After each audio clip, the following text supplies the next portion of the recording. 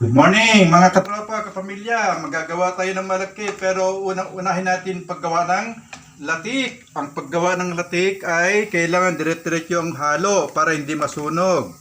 So yan na po, luto na po yung latik natin. Mamaya maghahalo tayo ng sinaing na malagkit.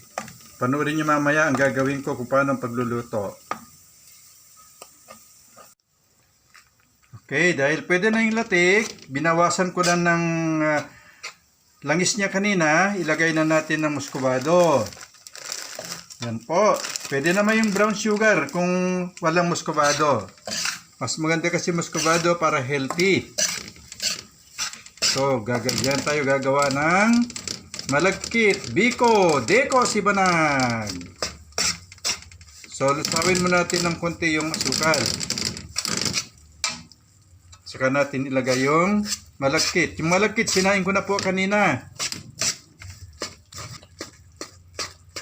Nilagyan ko rin, kaninang sinain ko yung malagkit niya, nilagyan ko rin ng kunting asin at saka kunting gata.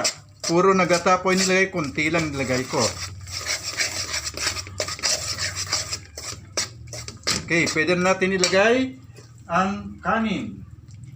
Malagkit po ito Sinain ko na po kanina. O yan. Sarap. Masarap na merienda. May kaparis na black coffee mamaya.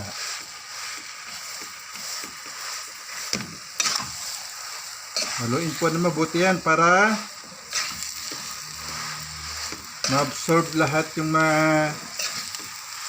tamis niya.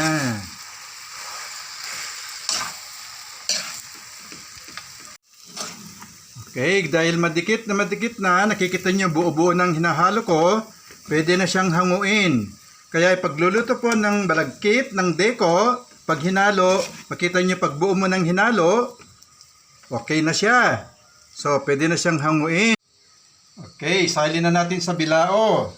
Ganyan lang po, nakita ninyo, buo na po ang naalis sa kawali. Kasi pag hindi buo yan, pag hindi luto yan, hiwa-hiwalay po yan. So, ganyan lang po kasimple ang pagluluto ng malagkit, deko sa wikang Ibanag.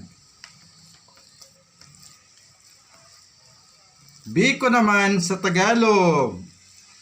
So, ilagay natin yung toppings niya na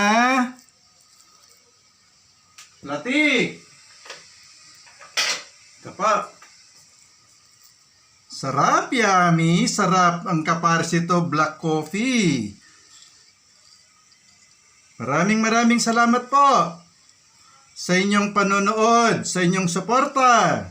Huwag po ninyong kalimutan i-like, i-follow, share, and comment. Yan po ang merienda mamaya with matching black coffee.